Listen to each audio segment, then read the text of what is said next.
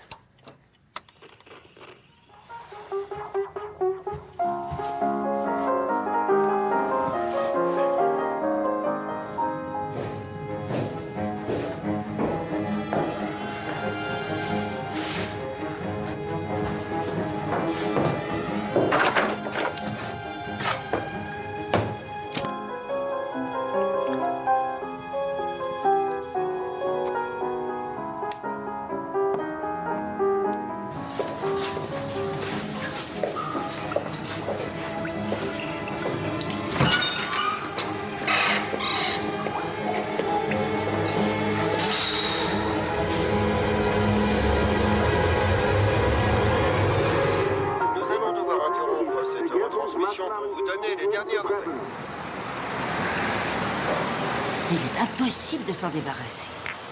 En plus, cette horrible femme me demande d'interroger Célia à ce sujet. Que croyez-vous qu'elle cherche? Je ne sais pas. Je me demande ce que je dois faire. Vous, que feriez-vous à ma place? C'est une question plus que difficile, madame. Je sais comment moi, Hercule Poirot, je dois agir en toutes circonstances, mais pour vous, madame, je ne le sais pas, je n'en sais rien du tout. Excusez-moi, s'il vous plaît. Hercule Poirot à l'appareil. Ah, mon cher docteur, je suis... Bien. Si Poirot peut vous aider en quoi que ce soit, il va s'empresser de venir. Tout de suite.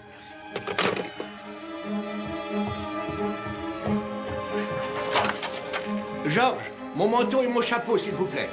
Oui, monsieur. Madame, c'est mon cher ami le docteur Willoughby. Il a un grave problème. Veuillez m'excuser. Vous n'avez pas répondu à ma question. Que dois-je faire avec cet horrible Burton Cox? Ce que vous devriez faire, madame, et cela je vous le conseille très sérieusement, c'est strictement rien.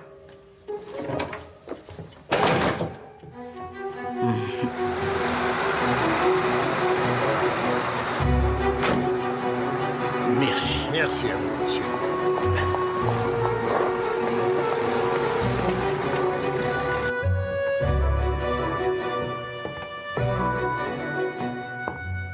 Mon ami, Poirot, Dieu soit loué. oh, je suis vraiment désolé. Bonjour, Poirot.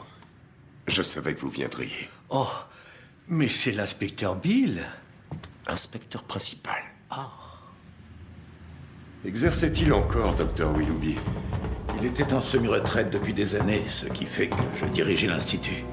Mais mon père avait gardé son bureau et continué ses recherches. Il voyait des patients? Il n'avait soigné personne depuis longtemps.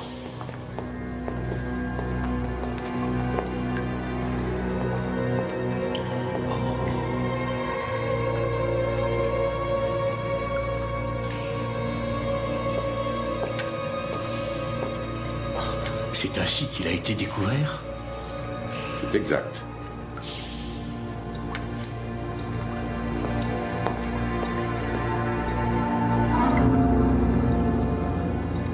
Vous en avez assez vu? Oui. Videz-l'eau. À vos ordres. Dans le travail que vous faites, docteur, ce genre d'appareil est normal? Les procédures thermales dans le traitement de la folie étaient tout à fait courantes il y a 20 ans, inspecteur. Je n'ai jamais été vraiment convaincu de leur efficacité, mais j'étais novice. Et il était mon père. Et votre père se servait de ce traitement? Mais il a fini par y renoncer. Il en avait conclu que c'était dangereux. On dirait qu'il a d'abord été frappé à la tête.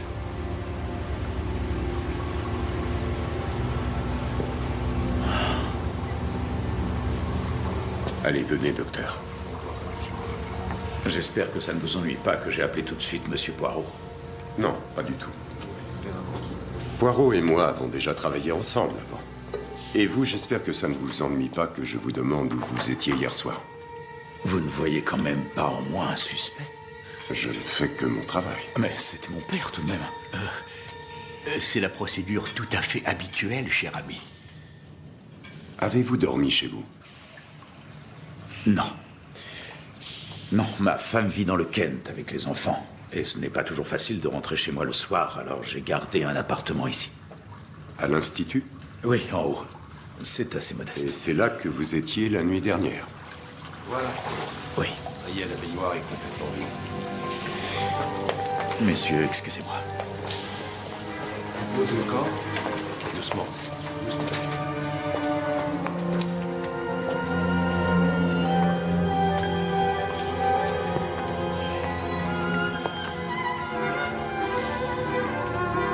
Saviez-vous que votre père était là? Non, je n'en avais aucune idée. Mais il a toujours d'étranges horaires. Je veux dire, il avait. Docteur Willoughby, est-ce que ça va? Il y a un policier à la porte. Marie, il n'y a pas de quoi s'inquiéter. Voici mon assistante, mademoiselle McDermott. Mademoiselle? Qui sont ces gens? Qu'est-ce qui se passe ici?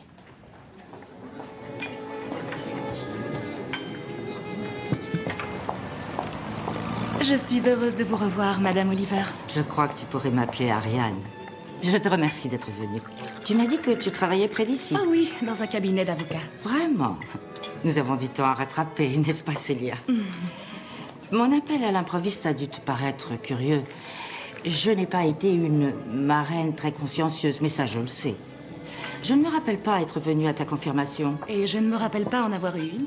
Oh bon?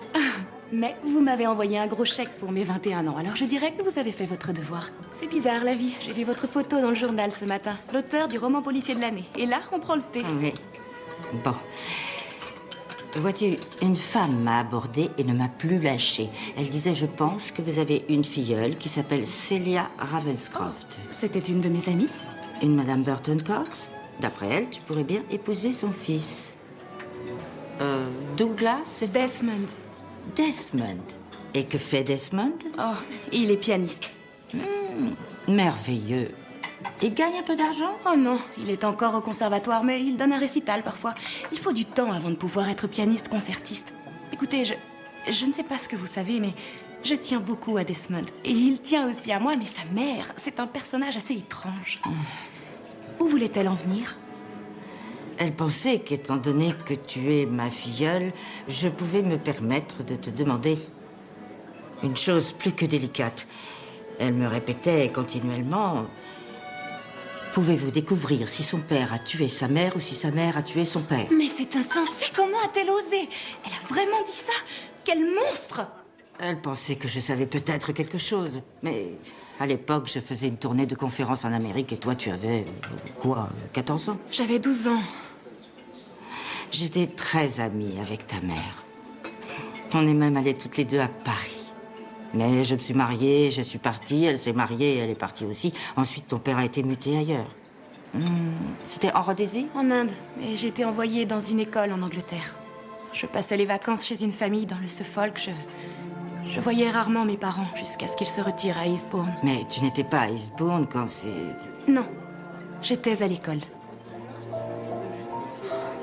Que pouvez-vous me dire, Ariane? Avez-vous des informations secrètes? Non, ma chère, je n'en ai pas. Je ne sais que ce que j'ai lu dans les journaux.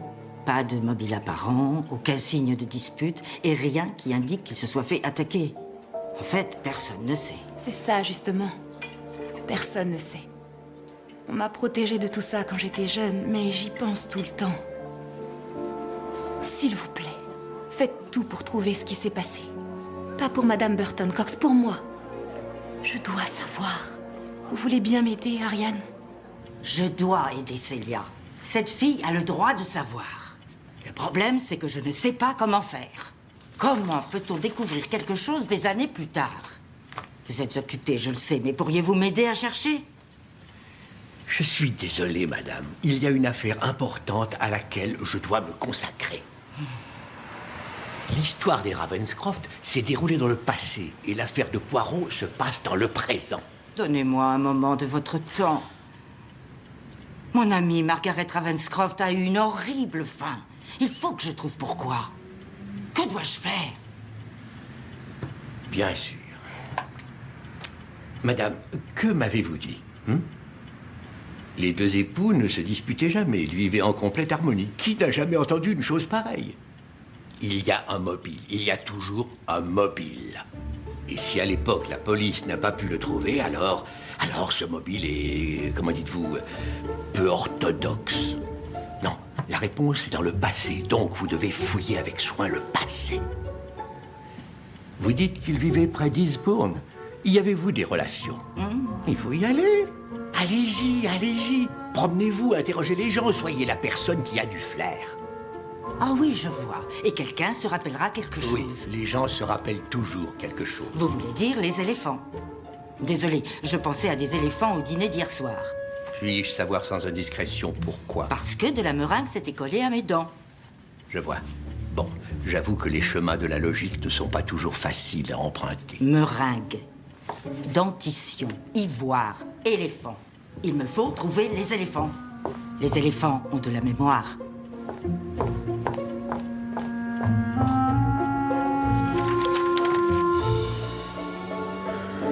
Alors allez-y, promenez-vous, interrogez les gens, soyez la personne qui a du flair.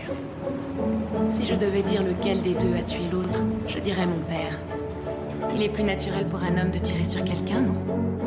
Je ne vois pas ma mère se servir d'une arme.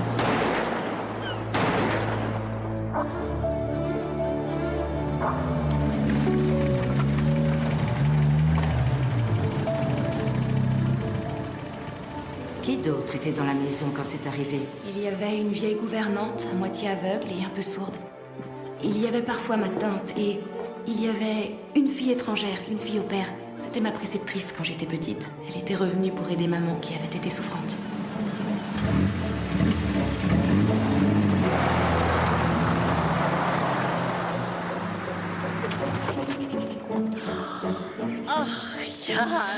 Mon Dieu.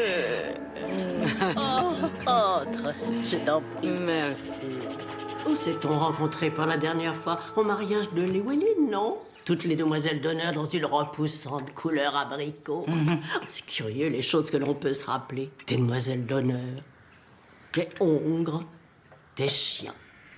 Et il y a des choses qu'on oublie. J'ai vu ma filleule l'autre jour. Célia Ravenscroft. Tu te rappelles des Ravenscroft? Les Ravenscroft.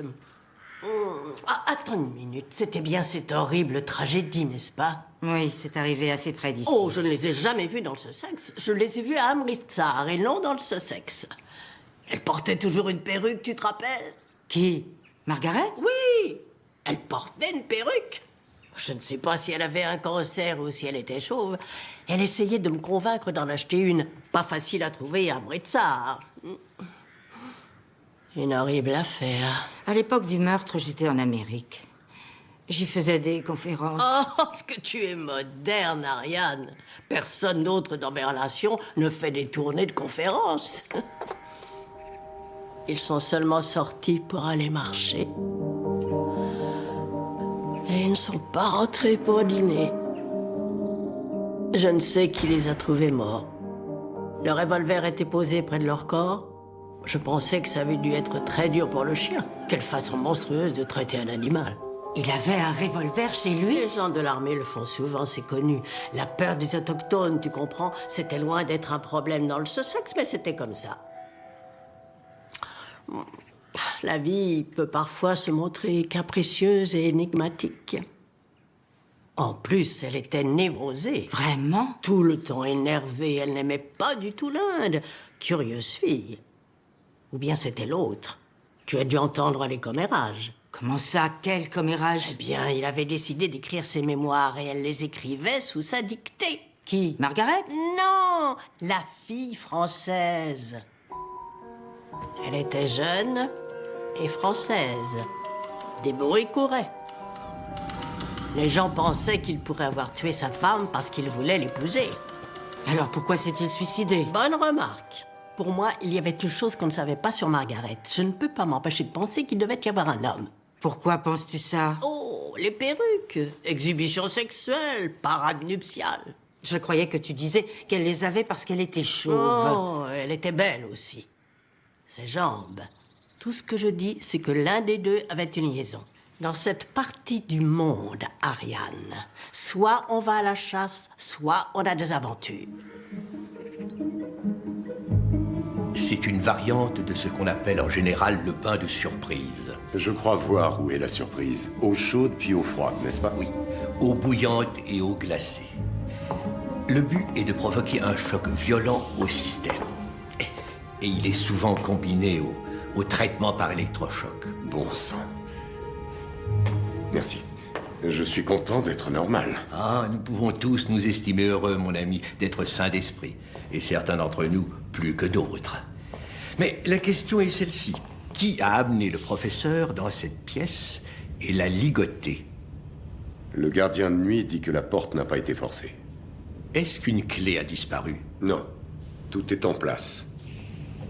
Il n'y a pas d'empreinte. Comment va le docteur Willoughby? L'homme est en état de choc. Je l'ai laissé repartir dans le Kent. Nous pourrons l'interroger plus tard. Oh, bonjour. Vous me permettez d'entrer? Le règlement Non, l'interdit. non. Mademoiselle, pas du tout. Vous n'étiez pas encore venue ici? Hein? Oh, non. Je n'y étais jamais descendue. C'est effrayant, n'est-ce pas? J'ai de l'eau sur le feu. Voulez-vous du thé, messieurs? Mademoiselle, vous habitez dans le coin? J'habite James Street. C'est à environ 10 minutes de marche. Vous êtes rentré chez vous à pied la nuit où le professeur Willoughby a été tué? Oui. Vous vivez seul? Non, je loue un appartement avec d'autres filles. Quelqu'un peut témoigner que vous y avez passé toute la nuit? Et je dis que j'y ai passé toute la nuit? Je ne crois pas, non? Puis-je savoir, mademoiselle, d'où vous êtes originaire? De Boston, monsieur. Ah. Mais j'ai toujours rêvé de venir à Londres. Je crois que j'avais très envie de vivre quelque temps en Angleterre et de faire les choses que font les Anglais. Sauf tuer d'éminents professeurs en psychiatrie, bien sûr. Alors vous croyez que l'assassin ne peut être qu'un Anglais? Je dirais qu'il y a de fortes chances. Pas vous? Vous connaissiez bien le professeur Willoughby? Je ne le connaissais pas du tout. Donc je suppose que vous ne savez pas sur quoi il travaillait. Écoutez, je ne fais que classer des dossiers. Je n'y connais rien en psychiatrie. Je classe tout par ordre alphabétique. Je réponds aussi au téléphone. Et je fais le thé. S'il vous plaît, revenons à la nuit du meurtre. À quelle heure avez-vous quitté votre travail? À l'heure habituelle. Vers 17h30. Et vous êtes allé où ensuite? À la maison. Vous venez de dire que non. Je ne crois pas, non. Un meurtre a été commis, mademoiselle. Oui. Ok, je m'excuse. Je suis allée chez moi. Je n'ai pas vu les autres filles. J'ai mangé des sardines avec des toasts. Et ensuite, je suis allée me coucher. Il n'y a donc personne qui peut confirmer votre histoire. Je crois que non. Il est étrange que le docteur Willoughby n'ait lui aussi aucun alibi pour la nuit en question. C'est vrai? Mais sa femme... Il dit avoir passé la nuit ici, dans son appartement. Oh, je vois. Eh bien, je n'en savais rien. Je supposais qu'il était rentré chez lui.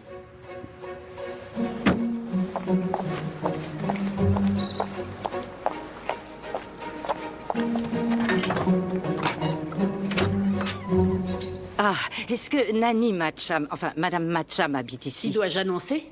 Dites que c'est Mademoiselle Ariane. Entrez, je vous prie. Je vous remercie. Mais dites-moi, ça doit faire des années. Oh, des années, Nanny. Ah, vous avez énormément de photos. Ah oui, j'en ai beaucoup, n'est-ce pas? Tous mes petits garçons et petites filles, dans toutes les parties du monde où je suis allée. Je sais, Nanny. Et où êtes-vous allée? En Inde? À Shimba, à Hong Kong, en Égypte. Ah, quand je suis partie pour le Pendjab, ça doit faire 20 ans environ. Étiez-vous chez les Ravenscroft à l'époque? Une famille de militaires. Vous vous occupiez de leurs enfants? Non. Non, pas moi. Non, je travaillais chez les Barnaby. Voilà votre thé, Madame Matcham. Merci, ma chère. Oh, mais bien sûr, je connaissais les Ravenscroft, parce que c'était de grands amis des Barnaby. Vraiment? Oui, et des Burton Cox. Je vais la servir. Je vais faire la lessive, Madame Matcham. Merci, ma chère. Vous m'êtes d'une aide précieuse. Avez-vous dit les Burton Cox? Oh, est-ce que je n'ai pas voulu dire les Carter Fox? Enfin, vous voyez de qui je parle. C'étaient tous de grands amis. J'ajouterais que tout le monde se montrait très gentil là-bas. Est-ce que par hasard, vous avez rencontré les Ravenscroft quand vous êtes venu dans ce pays? Non, pas une fois. Comment étaient-ils? Eh bien,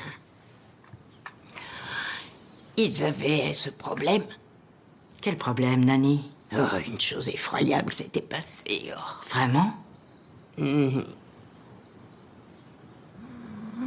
J'ai entendu dire qu'ils formaient un joli couple. Oui, ils formaient un très joli couple. Et ça avait été un choc. Les gens disaient qu'elle avait toujours été malade de la tête.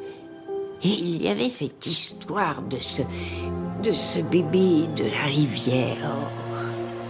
Elle a pris un bébé dans son landau. Et elle l'a jeté dans la rivière.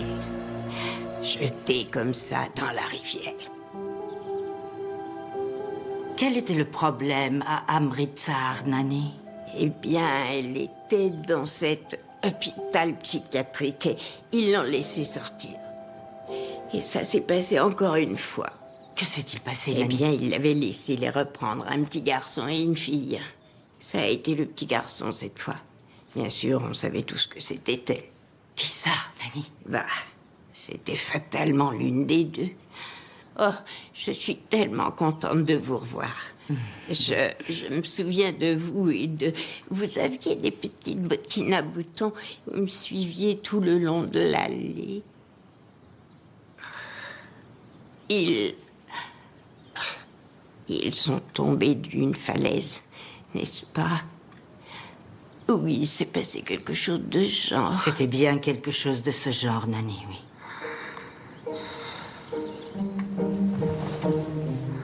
Nanny?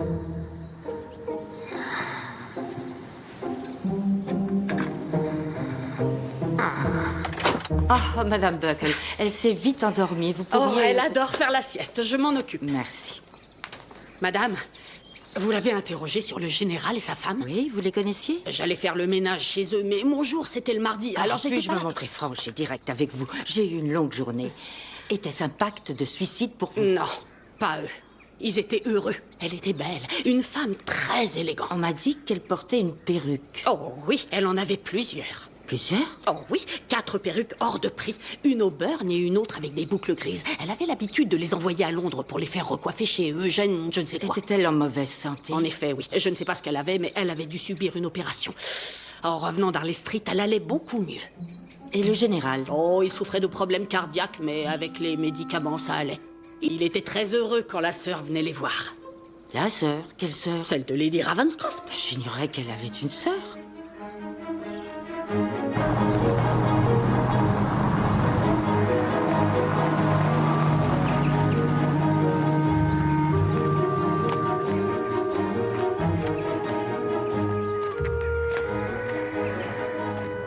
Monsieur, je reconnais que c'est un moment difficile, mais...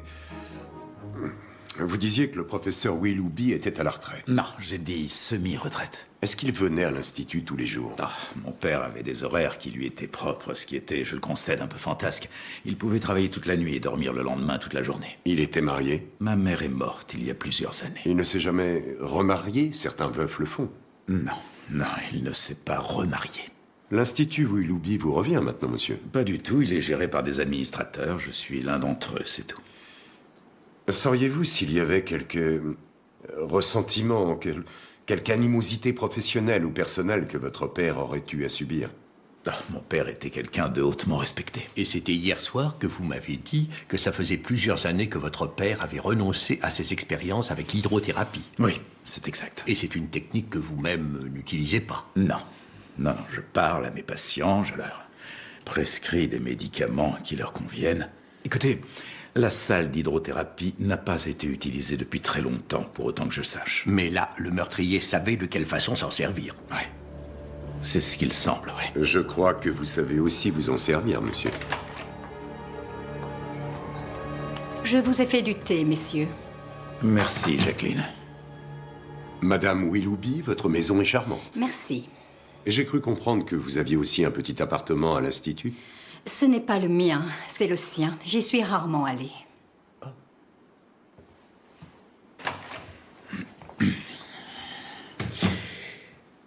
Des sucres? Ça devait être quelqu'un de très fort, ou ils étaient plusieurs pour arriver à transporter le professeur dans cet appareil. Soit c'est ça, soit il y est entré volontairement. Mais enfin, pourquoi aurait-il fait ça? Je ne sais pas. Mais c'est comme si quelqu'un lui avait fait goûter à l'efficacité de sa propre médecine. Médecine à laquelle il avait renoncé depuis environ 20 ans. Vous croyez que c'est un patient qui lui en voulait? Peut-être.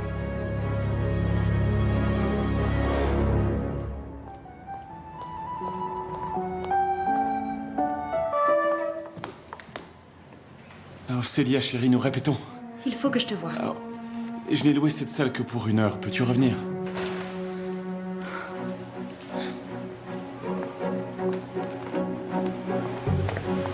Oh, bonjour. Inspecteur Bill, c'est ça? Bonjour, Madame Oliver. Comment allez-vous? Eh bien, pour tout vous dire, je suis vanné. J'ai passé la journée à parcourir le Sussex en chassant les éléphants. D'accord. Eh bien, bonne chance. Non, ne pensez pas que je suis folle. Je ne parlais pas de vrais éléphants, mais de gens qui ont une mémoire d'éléphants. J'essaie de trouver des gens qui se rappellent quelque chose sur l'affaire Ravenscroft. Eastbourne.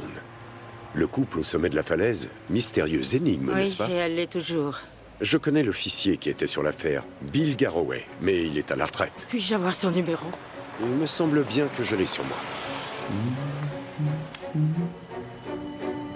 Célia?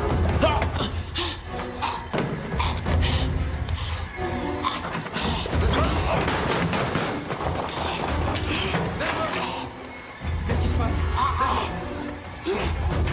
Est-ce que ça va?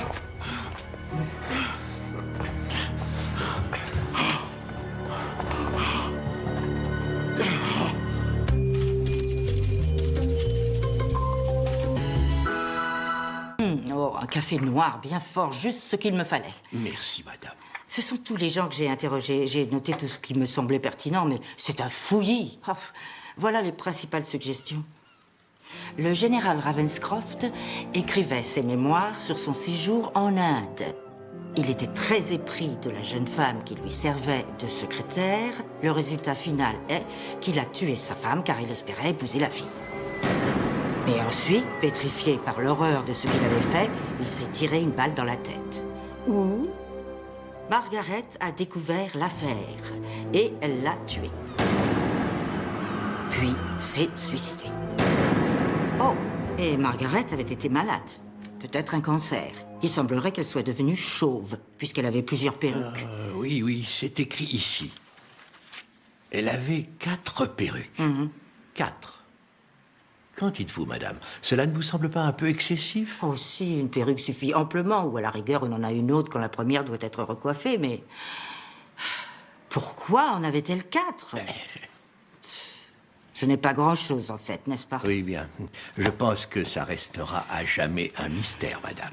Et maintenant, il faut que je trouve un moyen de résoudre l'affaire du professeur Willoughby. Je vous souhaite le bonsoir. Je suis même allée voir ma vieille nanny. Elle a connu les Ravenscroft en Inde. Elle s'est souvenue qu'il y avait un problème de folie au sein de la famille. L'une des deux était déséquilibrée. Nanny ne savait plus laquelle. Comment une des deux? Une des sœurs. Une des deux sœurs? Oui, Margaret avait une sœur. Je n'en avais jamais entendu parler. Elle n'était pas au mariage de Margaret. C'est assez étrange, n'est-ce pas? Continuez, je vous en prie, chère madame. Eh bien, elle avait été dans un asile pendant des années. Il semble possible qu'elle ait tué des enfants. Peut-être même son propre enfant. Elle a été mise sous traitement et elle a peut-être été guérie parce que, quelle que soit la raison, on l'a laissée sortir. Elle est allée chez Margaret en Inde et il y a eu un autre incident avec, encore une fois, des enfants. Incident qui a été étouffé. Mais ça pourrait bien expliquer ce qui inquiète Madame Burton Cox. Maladie mentale dans la famille. Oh non, non, non, non. Non, madame, c'est une conjecture, rien de plus. Ce que vous avez découvert dans le Sussex n'était que des miroirs, de la fumée, rien de réel. Non, madame. Ce qui est certain, c'est qu'il y avait un couple entièrement dévoué l'un à l'autre. Bref, un couple heureux. Alors pourquoi, au soir d'une belle journée ensoleillée, ils seraient allés se promener sur la falaise en prenant un revolver avec eux? Et le chien? Que vient faire le chien? Je ne sais pas. Mais tous vos éléphants mentionnent un chien. En effet, oui. Alors dites-moi ce qu'ils en ont dit. Eh bien, l'un des éléphants a dit que le chien était totalement dévoué à Lady Ravenscroft, mais un autre a dit qu'il l'avait mordu. Ah. Non, ce n'est rien. Rien qu'un éléphant qui se rappelle un chien.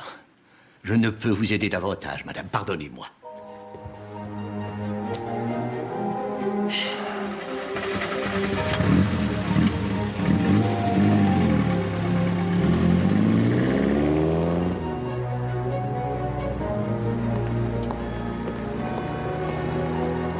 Je m'appelle Desmond Burton Cox. Ah oui, je suis au courant de l'enquête de votre mère.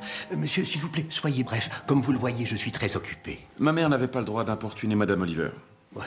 Ça ne la regarde pas si j'épouse Célia ou si je ne l'épouse pas. Les mères sont toujours concernées. Ce n'est pas ma vraie mère, j'ai été adopté. Ah. Pourquoi êtes-vous ici, monsieur? On m'a agressé au conservatoire ce soir. Et vous ne savez pas qui vous a agressé? Non, je l'ignore, mais... Le fait est que ma mère est, disons, assez déséquilibrée. Je crains qu'elle ait poussé quelqu'un à le faire. Pourquoi aurait-elle fait ça? Eh bien, quand j'étais enfant, disons seulement qu'elle a fait d'horribles choses. Maintenant, elle veut empêcher mon mariage.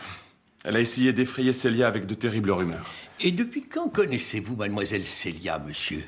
Depuis toujours. Mais mes parents étaient en Inde, comme les siens, et j'étais en pension pour les vacances dans le Suffolk. On jouait ensemble. Mais pourquoi votre mère veut vous empêcher de vous marier? Parce qu'elle est méchante et possessive. Et si on la contrarie, elle devient vindicative. Quand j'avais 15 ans, elle m'a emmené voir un psychiatre. Pour quelle raison? Je ne voulais pas renoncer à une personne dont j'étais follement épris. Ma mère était furieuse et m'a confié au docteur Willoughby. Le docteur... Si nous nous asseyons.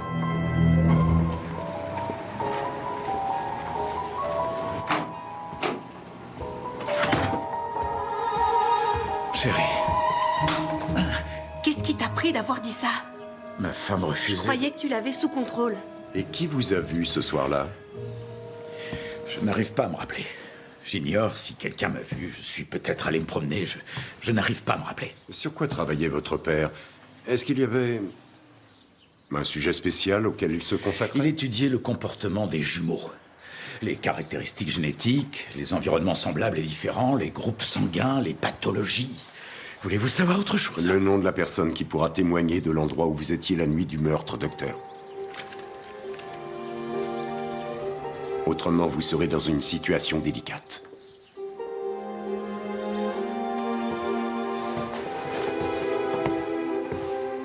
Attendez. Vous avez une minute? Pardon?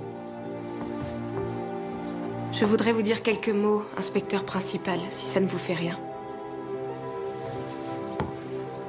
Inspecteur Garroway, ayez l'amabilité de nous dire ce que vous savez.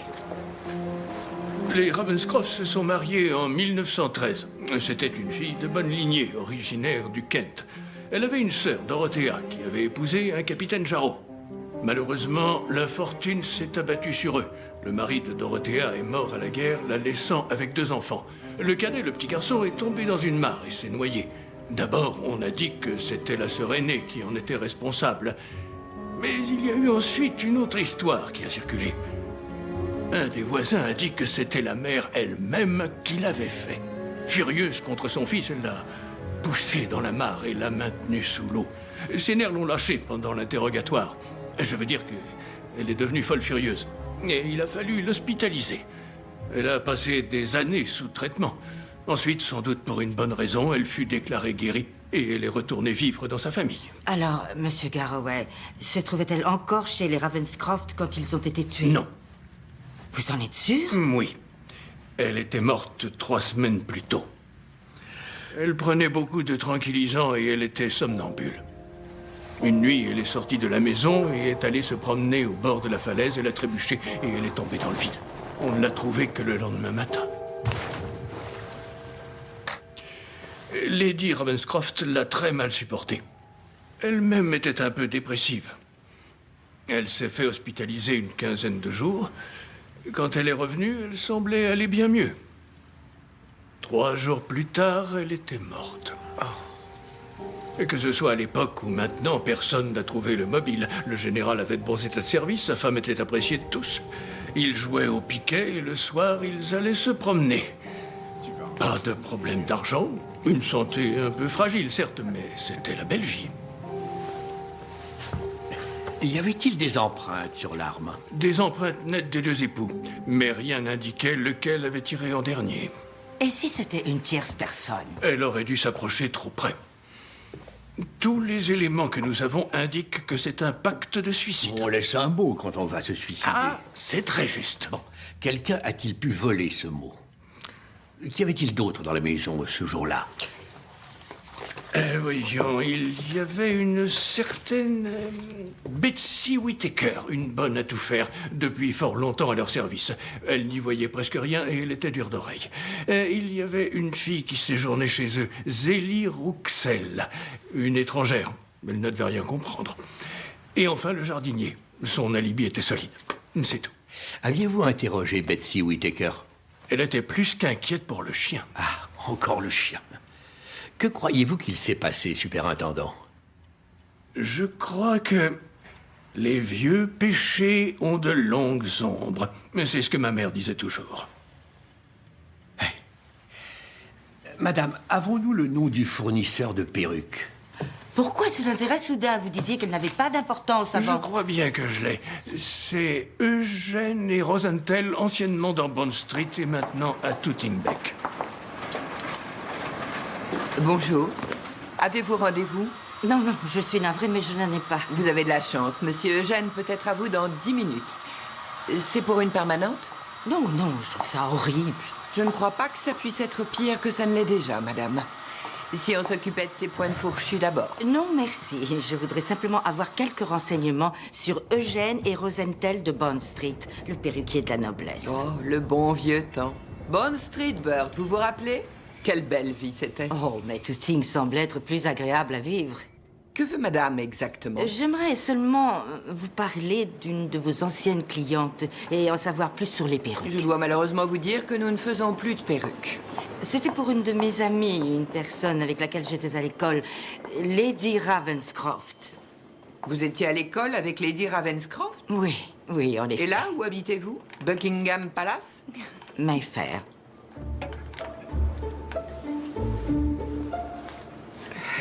Et en quoi puis-je vous être utile, chère madame? Peut-être vous souvenez-vous de la tragédie d'Eastbourne, c'était il y a 13 ans. Eh bien, je mène une enquête à la demande de leur fille, l'honorable Celia Ravenscroft. Oh, Lady Ravenscroft, oui. Elle était si gentille et elle était très jolie. Je me rappelle l'avoir lue dans les journaux. Elle avait 4 perruques, n'est-ce pas? Les femmes en ont souvent 4. La plupart en ont 2. Lady Ravenscroft en avait 2 au début, puis elle en a commandé d'autres. C'est elle qui venait les chercher? Non, je crois Je crois que c'était une jeune Française qui venait. Elle nous donnait les mesures, les couleurs et les styles. Il y en avait une avec des mèches grises très jolies pour les soirées et une avec des boucles de couleur blond vénitien, ça je m'en souviens. Une des belles créations de Burt. Quand j'ai lu les journaux, je me rappelle m'être dit, c'est plutôt curieux. Il y a 3 semaines, elle s'est acheté de nouvelles perruques et maintenant la voilà qui se suicide. C'est pas logique.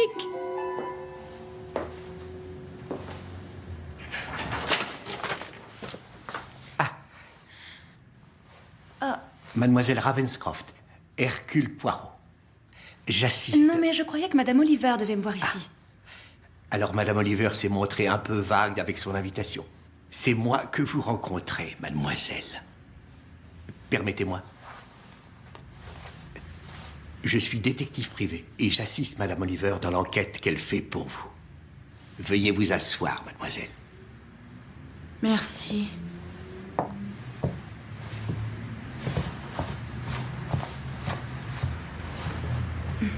Mademoiselle, Monsieur Desmond Burton Cox est venu me voir. Oh, il devait répéter toute la journée. Il a un concert demain au Beverly Hall, très important. Qu'avait-il à vous dire? En fait, c'est hier soir qu'il est venu me voir, mademoiselle. Il tient énormément à vous. Mademoiselle, puis-je vous poser une question personnelle? Écoutez, je ne sais pas qui vous êtes, alors je... Désirez-vous épouser Desmond Burton Cox? Oui, je le veux. Satisfait? Alors rien ne devrait empêcher ce mariage. Si vous aimez Monsieur Desmond Burton Cox, c'est la seule chose importante. Passer le reste de votre vie avec Monsieur Desmond Burton Cox, c'est tout ce qui devrait vous intéresser, n'est-ce pas? Est-il à l'abri sur le plan financier? Oh, excusez-moi, c'est vraiment indiscret. Pardon. Il touche une pitoyable pension, mais j'ai quelques moyens. Je travaille pour vivre. Oh oui, bien sûr. Et cette pension, mademoiselle, est-ce un revenu que sa mère pourrait retenir? Vous voulez dire, est-ce qu'elle lui couperait les vivres s'il m'épousait? Je n'y avais pas pensé. Connaissez-vous sa mère naturelle? Non, non, pas du tout. Et lui? Je ne crois pas. Mais ça ne lui fait rien. Il n'est pas du genre à s'inquiéter. Mais vous, si, mademoiselle. Mais oui, vous, si. Dites-moi, je vous prie, Madame Burton Cox était-elle amie avec vos défunts parents? Vous rappelez-vous l'avoir rencontrée étant enfant? Non, je ne crois pas.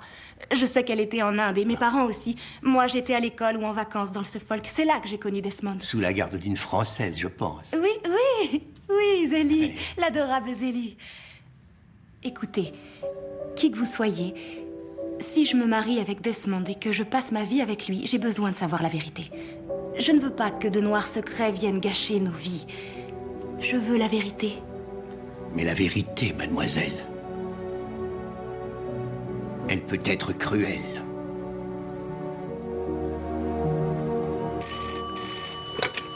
Hercule Poirot à l'appareil. Poirot, c'est l'inspecteur Bill. J'ai l'information que vous vouliez. Excellent.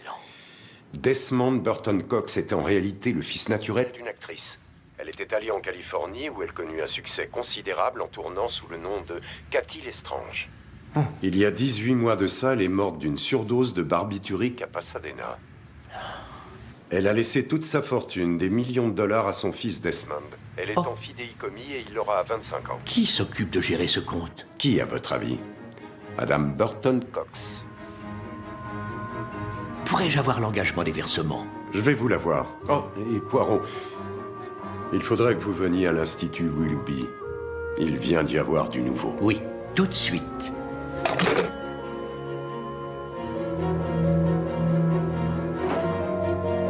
Mademoiselle McDermott, veuillez venir, je vous prie.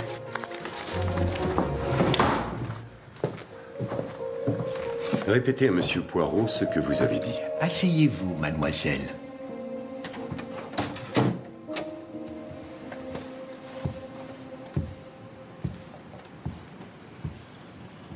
La nuit du meurtre, le docteur Willoughby était avec moi. Ici. Dans son pied-à-terre. Dans son lit. C'est un homme correct. Il essaye de protéger ma réputation.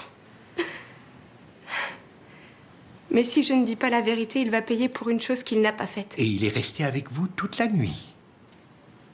Jusqu'à l'aube. Ensuite, on a un peu dormi. Et après, je suis rentrée chez moi, j'ai pris un bain et je suis revenue travailler.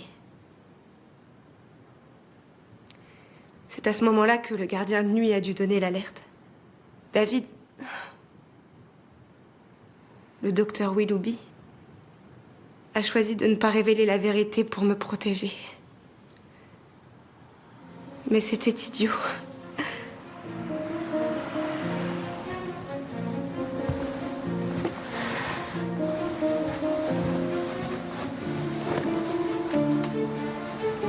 C'est vraiment courageux ce que vous faites, ma petite. Vous savez, ma réputation a été entachée aux États-Unis, alors peu importe qu'elle le soit ici aussi. J'ai une question, si vous le permettez. Est-ce l'été dernier que vous êtes arrivé en Angleterre? Oui, il y a 6 mois de ça. Sur le France. Alors vous étiez encore à Boston en mars cette année-là? Oui. Pouvez-vous vous rappeler ce que vous faisiez le 17? Le 17 mars? Oui. Comment voulez-vous que je me rappelle? Donc, vous ne vous souvenez pas de ce jour? Non, je ne me le rappelle pas. Pas du tout. Connaissez-vous mademoiselle Celia Ravenscroft? Jamais entendu ce nom. Qui est-ce? Oh, ça n'a aucune importance. Inspecteur principal, puis-je emprunter votre voiture? Merci.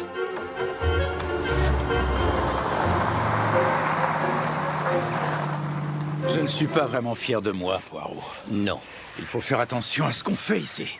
En plus, Jacqueline semble avoir découvert toute cette fichue affaire. Vous vouliez qu'elle se parjure au tribunal et elle a refusé. J'ai bien peur que ce soit exact. Oui.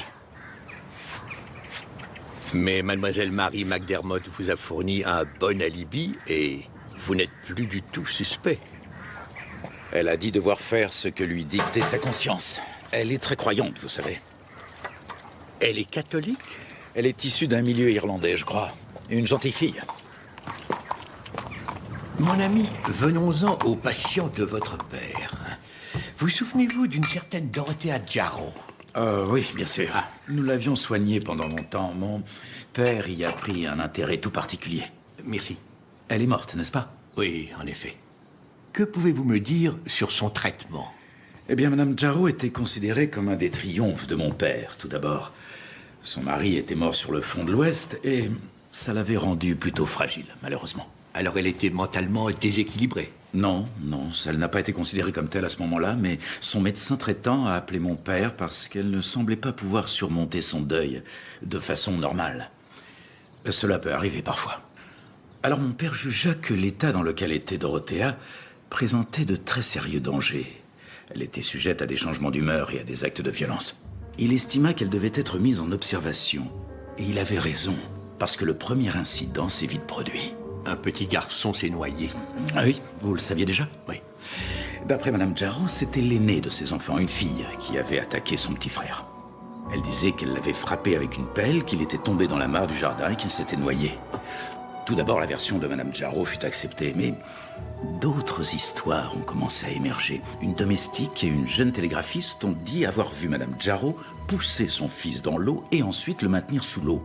Le tribunal jugea que Madame Jarrow devait être placée en soins intensifs sécurisés, et ça a été fait. Mais voyez-vous, mon pauvre, cher défunt père avait foi en une nouvelle école de traitement qui soutenait qu'une fois que certains buts de réhabilitation avaient pu être atteints, ce qui était réalisable par l'hydrothérapie et les électrochocs, le patient pouvait reprendre une vie normale. Et ce traitement d'hydrothérapie a été administré à Dorothea? Oui. Et ensuite, au bout de 2 ou 3 ans, elle a pu repartir. Elle était considérée comme complètement guérie. Peu de temps après, elle est partie en Inde pour y vivre avec sa sœur jumelle. C'est à Amritsar qu'il y a eu... Excusez-moi, mon ami. Vous avez bien dit sa sœur jumelle? Oui. Elles étaient jumelles? Bien sûr, oui. Madame Jarrow et Lady Ravenscroft. Margaret et Dorothea étaient jumelles. Enfin, pourquoi personne ne me l'a dit? C'est-à-dire que mon père en avait fait son champ préféré de recherche. Alors je pensais que vous le saviez. Non, je l'ignorais. C'était un spécialiste des jumeaux.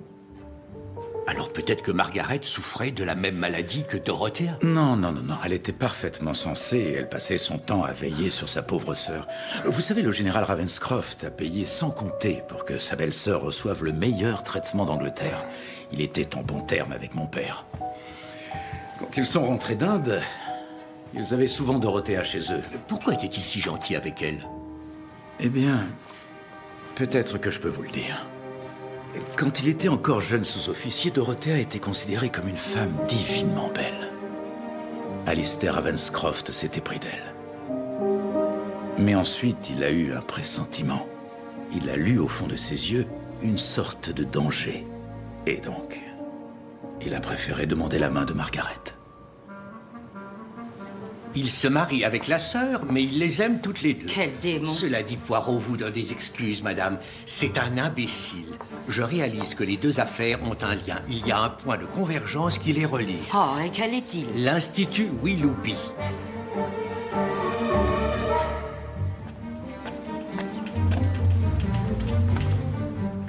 Bonjour. Oh, Poirot. J'avais oublié que vous seriez là. Un mot, si vous permettez, docteur. Bien sûr. Mademoiselle?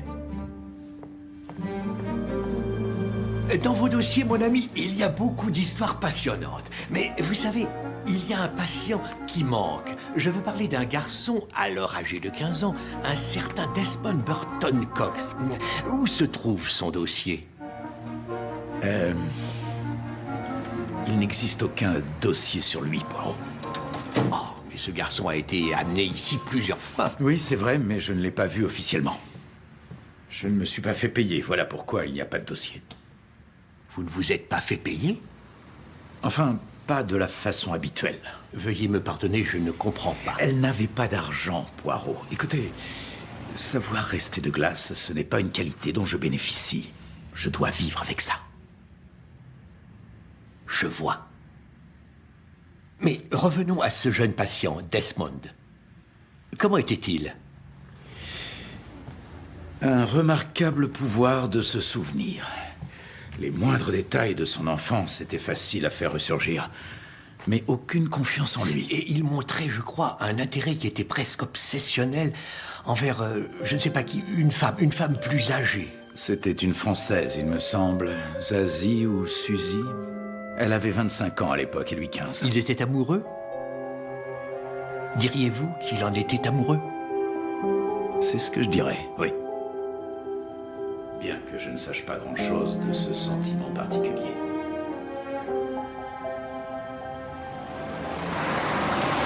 J'ai parlé à ma filleule, Célia. Ah oui, vraiment? Oh, j'en suis ravie. Qu'a-t-elle dit? Avant tout, il y a quelqu'un que je veux vous présenter. Madame Burton Cox, voici Monsieur Poirot. Monsieur Poirot est mon assistant. Ah. Enchanté, madame. C'est un Français. Je déteste les Français. Non, madame, je suis belge. Ah. Vous avez quelques inquiétudes au sujet du mariage de votre fils Desmond avec mademoiselle Celia Ravenscroft? C'est exact, oui. Aujourd'hui, malheureusement, les jeunes gens agissent sans réfléchir, mais il est important de connaître les antécédents de l'autre, non? Les antécédents psychologiques. Bref, il y a certains risques qu'il faut éviter de prendre dans la vie. Mais les personnes qui prennent ces risques, ce sont Celia et Desmond, pas vous, madame. Comment, pardon? Desmond n'est pas votre véritable fils. Mais où voulez-vous en venir? C'est vous qui vous êtes occupé de lui quand il était enfant? Mais bien sûr que je l'ai fait. Madame Oliver, s'il vous plaît. Vous avez dû avoir besoin d'aide. D'aide? Mais pourquoi faire? Je suis sa mère. Peut-être pour les vacances? Eh bien oui, bien sûr, quand il était en vacances, il allait les passer chez des gens dans le Suffolk. Oui, et dans le Suffolk, il était gardé par une Française, Zélie Rouxel. J'en ai plus qu'assez de tout ça. Oh, pardon. Au revoir. Oh, que s'est-il passé entre Desmond et Zélie Rouxel, madame? Est-ce que l'un de vous deux a la moindre idée de ce qu'on ressent quand votre propre enfant ne peut vous regarder sans se mettre à hurler? Et après quelques mois avec cette bien-aimée Nanny, je n'arrivais plus à rien avec lui. C'est une petite traînée sans aucune moralité. Et je me suis arrangée pour intercepter leurs lettres par la suite. C'est mon fils et c'est à moi de décider de son avenir. Mesdames et messieurs, le récital commence dans 5 minutes. Mademoiselle Célia. Poirot. Mademoiselle, sauriez-vous, et pardonnez-moi, je vous prie, de quelle façon votre tante Dorothea est morte? Oui, je le sais. Et vos cousins? La petite fille et le petit garçon qui s'est noyé? En fait, on évitait de parler d'eux. Mais peut-être que pendant les vacances, eux aussi étaient confiés à votre fille au père, Zélie. Oh non, Zélie n'avait que Desmond et moi. Elle est retournée aider votre mère par la suite, non? Elle écrivait aussi sous la dictée de votre défunt père, n'est-ce pas? Oui. Mademoiselle, savez-vous ce qui reliait votre défunt père et l'Institut Willoughby? De quoi s'occupe cet institut? C'est là que votre tante Dorothea était soignée. Non, je n'en sais rien du tout. Je vois. Mademoiselle, s'il vous plaît, veuillez réfléchir soigneusement. Est-il possible qu'il y ait eu une autre personne séjournant à Overcliff au moment du décès de vos parents? Quelqu'un dont la police n'a peut-être pas entendu parler. Je ne vois pas comment. Si ça avait été le cas, je suppose que Zélie l'aurait dit, non? Ouais. Dites-moi, êtes-vous resté en contact avec Zélie? Eh bien, je lui ai écrit très souvent, mais toutes mes lettres sont revenues. Elle a simplement disparu.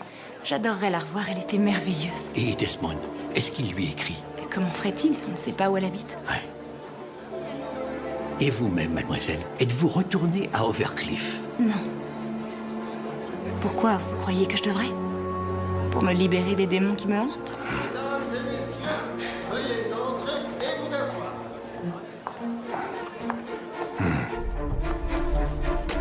Oh, très cher. Madame Oliver, Je suis désolée. Venez vite, ils sont déjà tous assis. Je suis vraiment désolée. Célia est là? Oui, elle est là. C'est très bien, c'est très bien. Non, monsieur. Non, merci.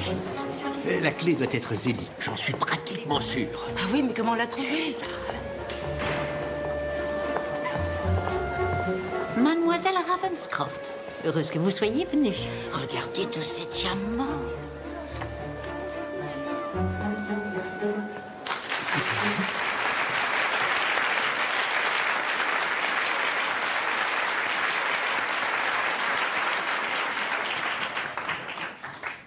Il joue sans partition. J'avoue qu'il m'impressionne.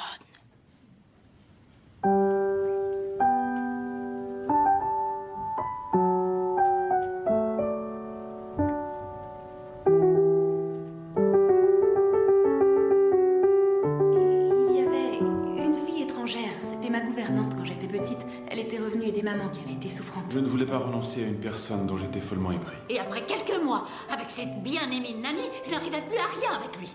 On ne sait pas où elle habite, mais toutes mes lettres sont revenues. Elle a simplement disparu.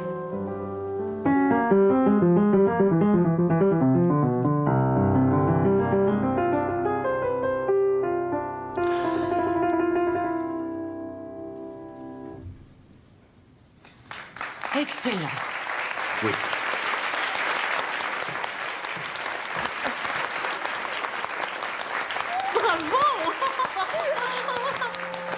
Combien dure cet intervalle? C'est la solution. C'est la solution. Comment ai-je pu être aussi stupide? Ça vous a plu, Ariane? Il y a une sonate de flûte en seconde partie. Je sors un instant Où vas-tu? et je reviens.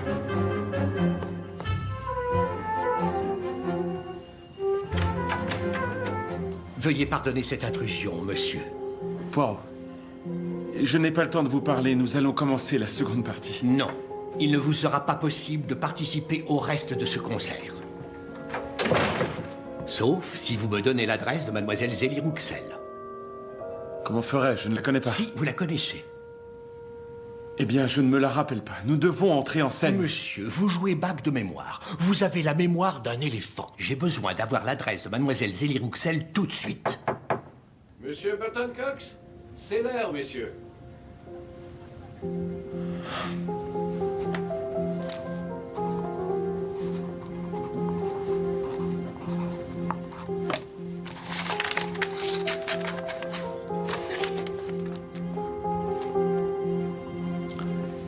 Merci, monsieur.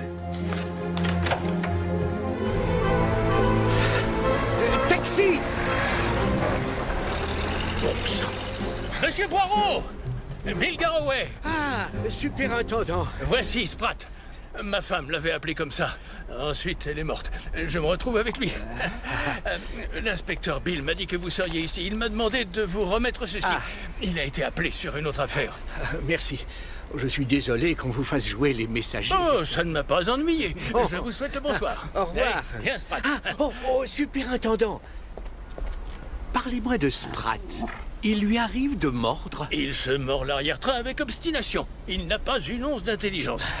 Veuillez faire appel à vos souvenirs. Le chien qui vivait avec le général et Lady Ravenscroft, ce chien mordait? Eh bien, c'est drôle que vous en parliez, monsieur. La domestique avait dit que le chien s'était retourné contre sa maîtresse, quelques jours avant le drame. Et c'était vrai, car quand on a fait l'autopsie de Lady Ravenscroft, il y avait en effet des marques de morsure de chien qui dataient d'une semaine ou deux. Alors ce chien était intelligent, hein? Merci. Oh, taxi! Et où allez-vous si précipitamment? À Paris! À Whitehaven Mansion, et ensuite à la gare Victoria pour le train ferry. Et en vitesse! D'accord, c'est vous le patron.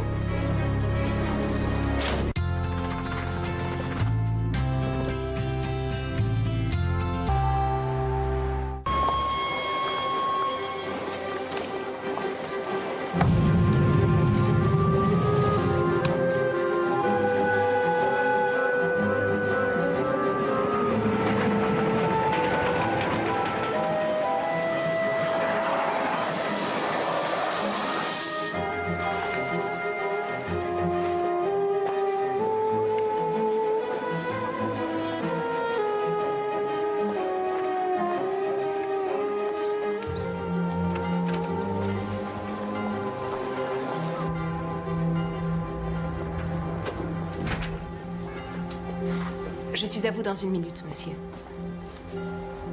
Merci. C'était un plaisir. Au revoir.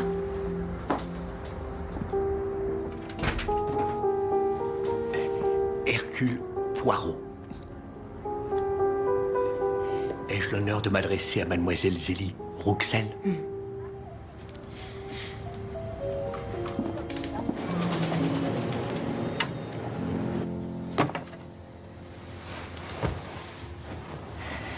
Ainsi que je le disais dans mon télégramme, je voudrais vous interroger sur le général et Lady Ravenscroft. Je crois que vous avez travaillé pour eux.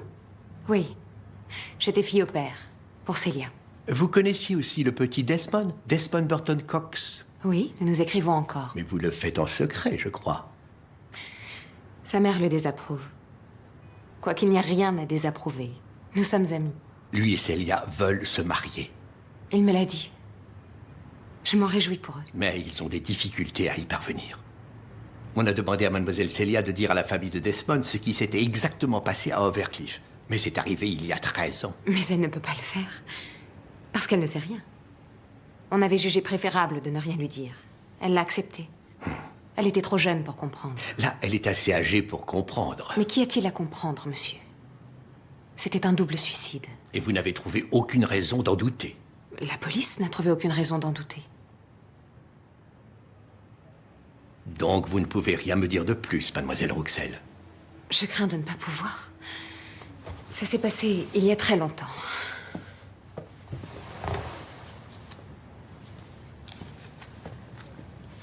Depuis combien de temps habitiez-vous à Overcliff avant l'incident?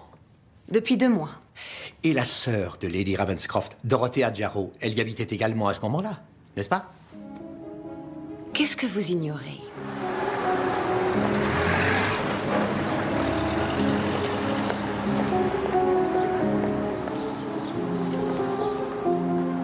Ça doit finir, tu le comprends? Ouais. Ça finit toujours. Je suis désolé, ma chérie. Les hommes comme toi le sont toujours. Mais tu sais quoi? Je m'en remettrai. Puis-je vous aider? Oui, merci. Mais le pourrez-vous?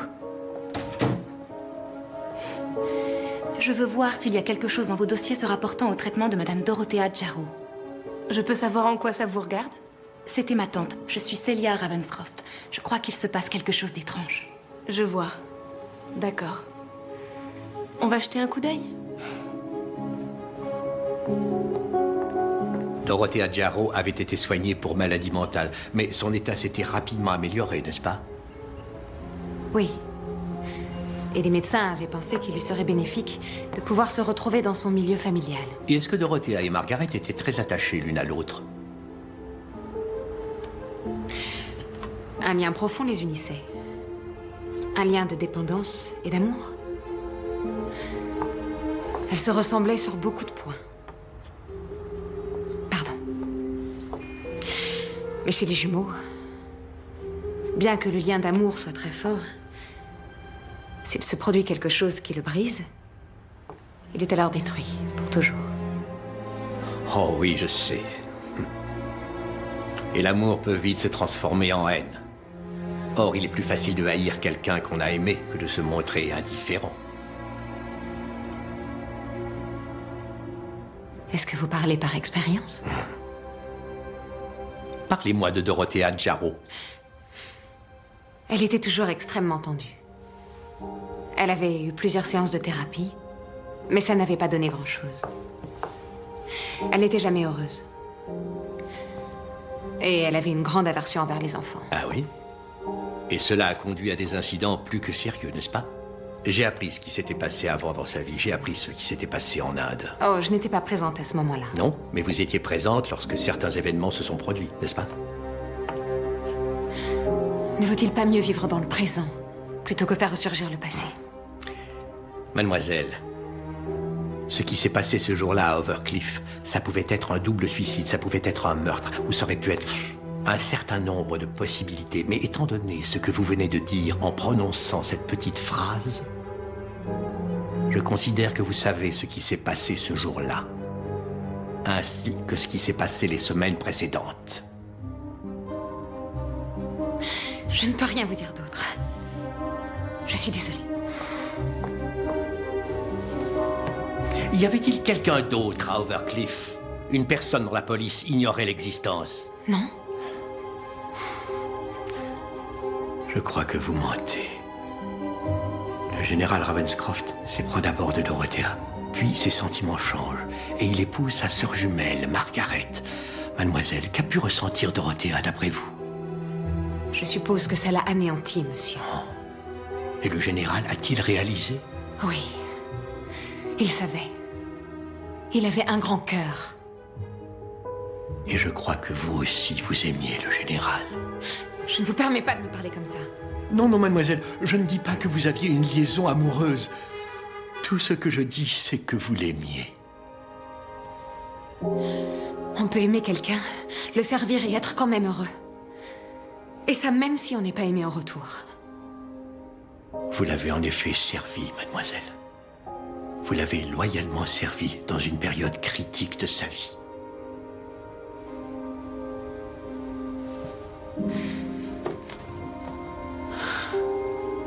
Mademoiselle, dites-moi ce qui s'est passé. Je sais que vous le savez.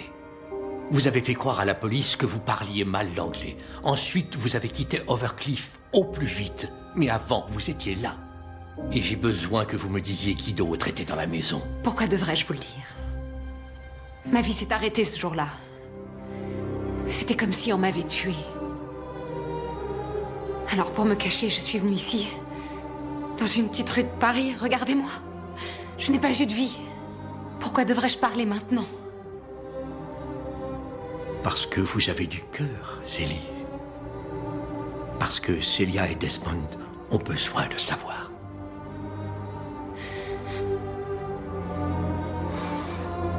Mademoiselle, ni vous, ni moi ne sommes mariés. Nous ne serons peut-être jamais mariés. Mais eux, ils doivent l'être.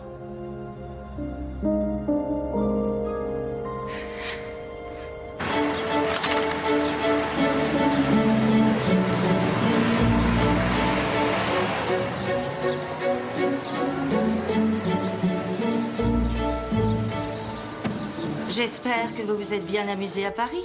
Je suis passée au bureau d'expédition. Voilà les dossiers que vous vouliez. Merci, madame.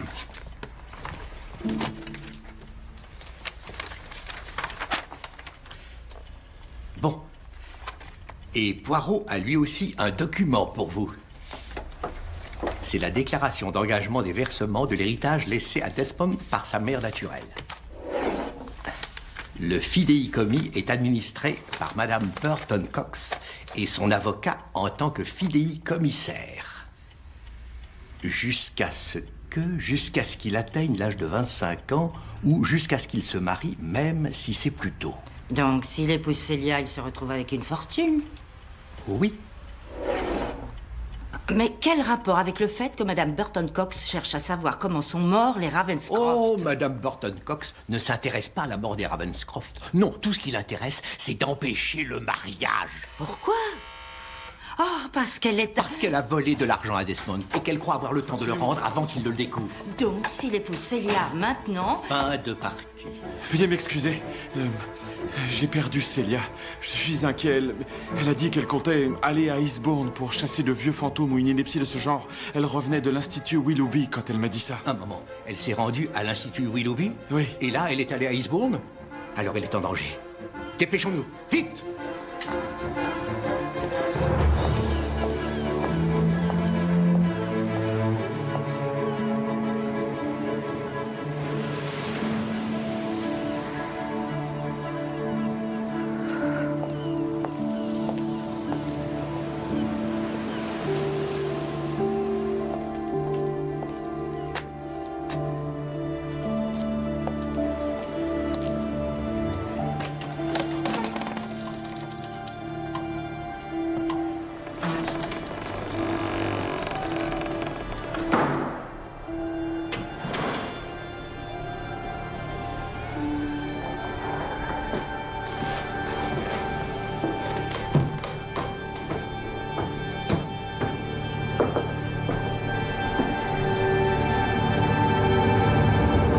Bonjour.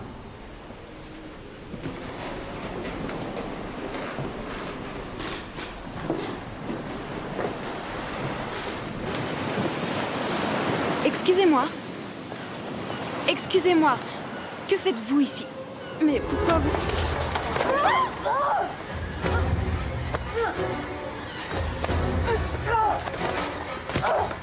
Là-haut, monsieur! Suivez-moi! Dépêchons-nous!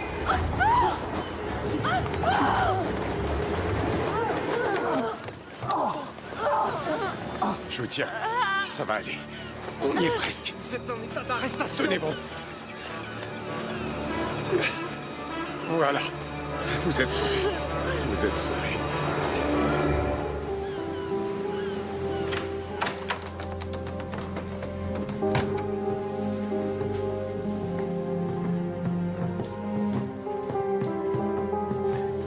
Monsieur, mademoiselle, la question à se poser est celle-ci. Est-ce que la raison du décès des Ravenscroft était le suicide ou était-ce le meurtre? Parce que l'un ou l'autre peuvent être vrais. Mais Poirot, lui, vous dit que l'un comme l'autre sont vrais. Et je crains, mademoiselle Célia, que ce soit la destinée tragique de deux êtres qui s'aimaient et qui sont morts par amour. Et il va vous être difficile de l'entendre. Je suis prête. Bon. Quand Madame Oliver a rendu visite à ses vieilles relations, Poirot n'y a tout d'abord pas prêté attention, car il avait alors une autre affaire qui lui semblait infiniment plus importante, et je vous prie de m'en excuser, madame. En fait, ce que vous avez découvert lors de vos visites dans le Sussex était capital pour résoudre ces deux affaires mystérieuses. Vous savez qui a tué le professeur Willoughby? Oh, j'ai ma petite théorie. Mais nous allons voir. Quand j'ai appris que tout nous ramenait à l'Institut Willoughby, j'en ai cherché la preuve dans le carnet de Madame Oliver en examinant les souvenirs de ces... éléphants. Tout d'abord, ils semblaient sans valeur, mais tout a une valeur. Chacun d'entre nous se rappelle toujours quelque chose. Ensuite, j'ai relié un de ces détails pleins d'enseignements à un autre et à un autre. Et c'est ainsi que nous avons le premier indice au sujet des perruques. Des perruques? Oui. Nous avons appris que Lady Ravenscroft avait 4 perruques. Oui, 4. Ce qui pour Poirot était un mystère. Merci, Nous savons que le jour de sa mort, Lady Ravenscroft portait la perruque avec des boucles de couleur blond vénitien. Qu'est-ce que ça change qu'elle ait mis celle-là plutôt qu'une Oui, autre? c'est juste, mademoiselle. Mais nous avons aussi l'indice concernant le chien. Le chien? Mais quel chien? Non, je vous en prie, mademoiselle Célia, un peu de patience. Ce chien était entièrement dévoué à sa maîtresse. Mais au cours des 4 dernières semaines de sa vie, il l'a mordu plus d'une fois. Alors vous pensez que le chien savait qu'elle allait se suicider? Non, non, c'est bien plus simple que ça. Ce chien savait ce que personne d'autre ne savait. Il savait que cette femme n'était pas sa maîtresse. Elle ressemblait à sa maîtresse, dans les vêtements de Margaret, et avec la perruque de Margaret.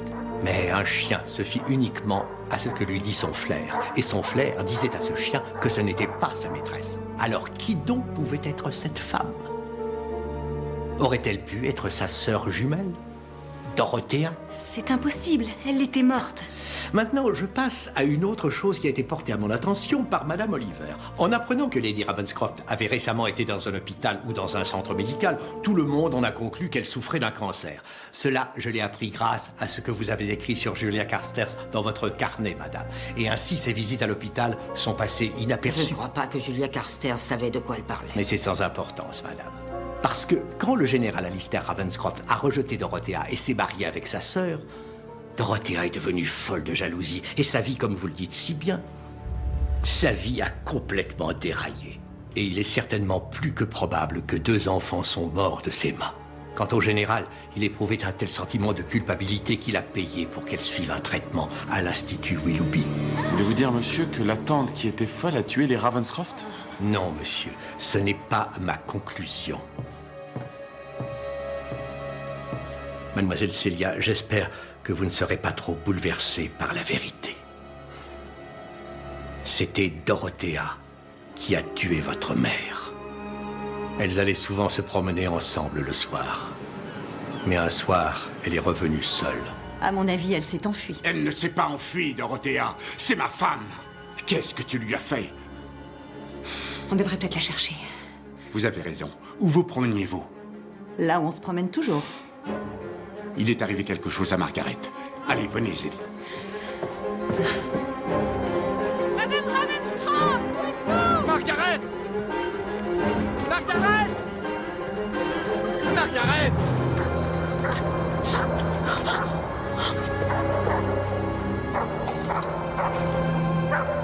Margaret! Venez, on va prendre le sentier. Margaret! Margaret! Margaret, que s'est-il passé? Est-ce que c'est ta sœur? Hein? Ce n'est pas sa faute, Alistair. Je le savais. Que t'a-t-elle fait? Elle m'a poussée. Elle ne savait pas ce qu'elle faisait. Je sais que c'est grave, Zélie.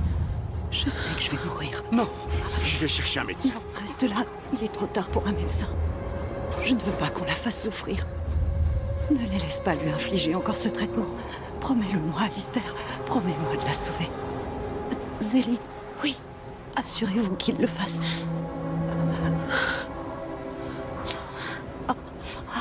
Je te le promets, Margaret. Je te le promets. Je te remercie, mon chéri.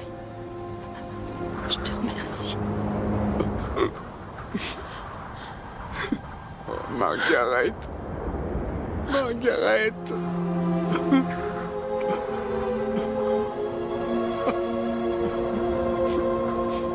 Zélie voulait aller chercher de l'aide. Mais le général a dit non.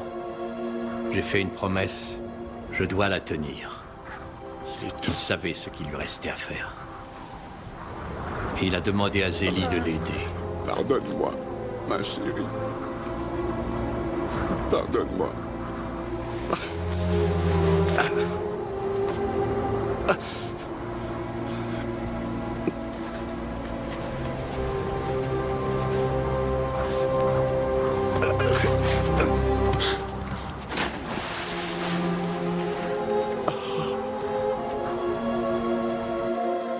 Célia,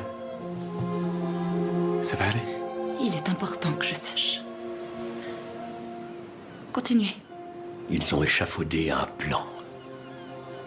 Ils se sont mis d'accord pour dire que c'était Dorothea qui, atteinte de somnambulisme, avait fait une chute mortelle, pas Margaret. Ils l'ont caché dans un cottage dans les Downs pendant une dizaine de jours. Le général Ravenscroft a déclaré que sa femme avait fait une dépression nerveuse et qu'elle était allée dans une maison de santé. Pendant ce temps, Zélie est allée à Londres pour acheter des perruques pour Dorothea chez Eugène et Rosenthal à Bond Street. Et ensuite, ils l'ont ramenée.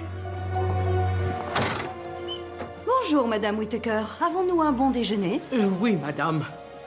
Tout le monde accepta sans difficulté qu'il s'agissait de Madame Ravenscroft et pensa que son comportement étrange était dû au fait qu'elle souffrait encore du choc de la mort de sa sœur. Comment a-t-elle pu faire semblant? Ça devait être affreusement difficile. Non, madame, ça n'était pas difficile.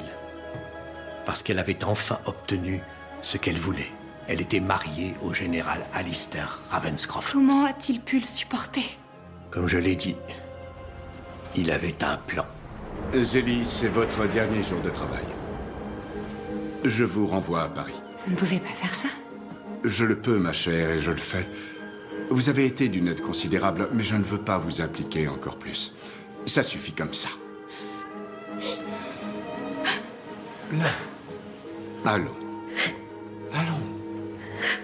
Zélie, soyez forte.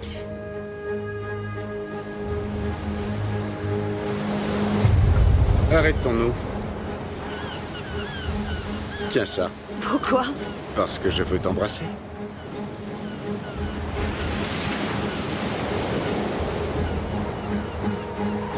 Au revoir, Dorothea. Où vas-tu? En enfer, je suppose. Ça, c'est pour Margaret.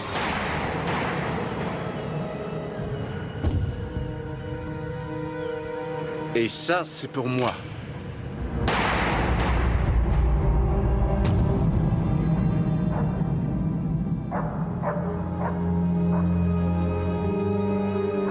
Il devait tenir la promesse qu'il avait faite à sa femme.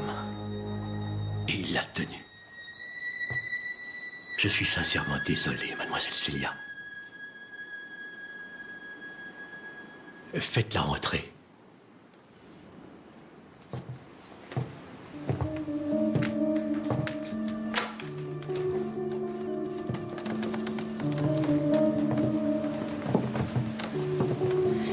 Qui êtes-vous? Et pourquoi avez-vous essayé de me tuer? Enlevez-lui son couvre-chef. Voici Marie Jarrow, la fille de votre tante Dorothea. Tu es ma cousine? Comment l'avez-vous su, Poirot? Les Irlandais de Boston, mademoiselle. Ils vénèrent le 17 mars. La fête de la Saint-Patrick. Oui, il y a toujours une grande parade. Tous les Irlandais se rappellent ce qu'ils ont fait le 17 mars. Il y a aussi votre langage, mademoiselle. Et si vous étiez de Boston, comme vous le prétendez, dans l'État du Massachusetts, alors vous connaîtriez la fête de la Saint-Patrick. Mais non, vous ne la connaissez pas. Vous êtes canadienne, mademoiselle. Et Poirot l'a entendu immédiatement. Vous dites aussi être arrivé ici sur le France, mais non. Poirot a décidé d'examiner la liste des passagers et il n'y avait pas de Mary McDermott sur le France. Mais il y avait une Marie Jarrow. Ta mère a tué la mienne! Je vous en prie, Célia. Et c'est vous, mademoiselle Jarrow, qui avez tué le professeur Willoughby. Il le méritait. Vous avez vu comment il la soignait? Ces effroyables machines l'ont rendue complètement folle. Mais comment l'avez-vous su? Elle était morte depuis longtemps. Quand j'étais à l'école, elle m'envoyait des lettres. Je les ai encore. Elle me disait ce qu'on lui faisait. Elle savait que je ne pouvais pas comprendre, que j'étais trop jeune. Mais qu'un jour, je comprendrais tout. Alors un jour, je suis revenue. Pourquoi avoir attendu si longtemps? Je n'avais pas d'argent.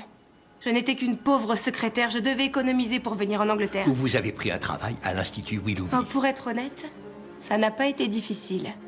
Je savais que le professeur venait travailler tard le soir, alors je me suis glissée dans le lit de David. Il aime faire un petit somme après le plaisir. Son petit somme s'est transformé en sommeil long et profond. C'était très intelligent de prétendre fournir un alibi au docteur Willoughby. Car en fait, vous vous fournissiez un alibi pour vous-même. Très intelligent. Plus que vous ne le croyez, madame. Parce qu'ensuite, elle est allée voir la femme du docteur Willoughby. Et elle lui a avoué sa liaison. Pour que sa femme refuse de fournir un alibi à son mari. Pendant ce temps, elle devient amie avec le professeur Willoughby. En montrant sans doute un grand intérêt pour ses travaux. Je lui ai dit que j'écrivais un livre. Je lui ai dit que l'Institut Willoughby allait figurer en bonne place dans l'histoire de la psychiatrie. Ensuite, vous avez demandé au professeur de vous montrer la salle d'hydrothérapie. Vous l'avez frappé, vous l'avez bâillonné, et ensuite vous l'avez noyé. Autre chose, mademoiselle. Je sais que le jour où votre mère est morte, vous étiez ici, à Overcliff. Vous n'en savez rien, Poirot. Mais si, mademoiselle. Attendez.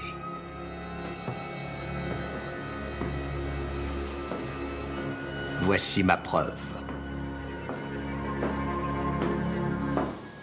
Oh, Zélie! Zélie! Zélie!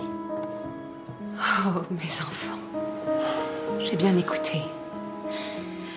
J'ai entendu tout ce qui s'est dit. Tu sais que c'est vrai, Marie. Tu étais là. Ta mère t'avait fait venir, tu es arrivée le jour où elle est morte. Tu t'en souviens forcément. Tu es arrivée juste à temps pour entendre ça. Qu'allez-vous faire? Je vais la tuer. Et après, je me suiciderai.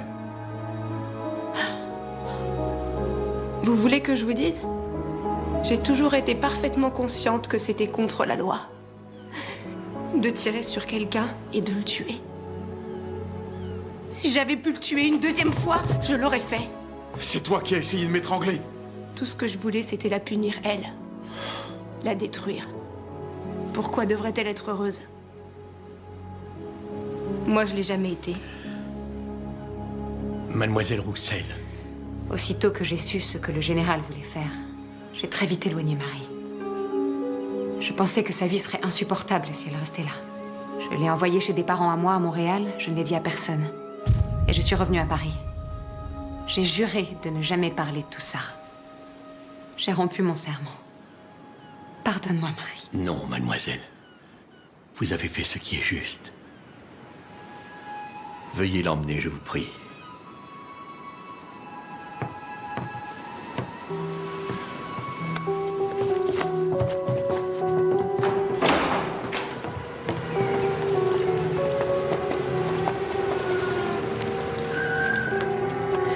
Desmond? Desmond, où es-tu? Desmond, si tu es encore avec cette fille, je t'écorche vite. Ah, te voilà. Tu vas immédiatement rentrer à la maison.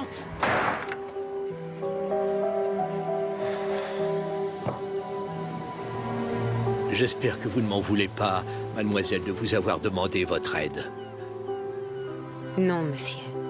Non, au contraire. Regardez. Maintenant, l'avenir leur appartient.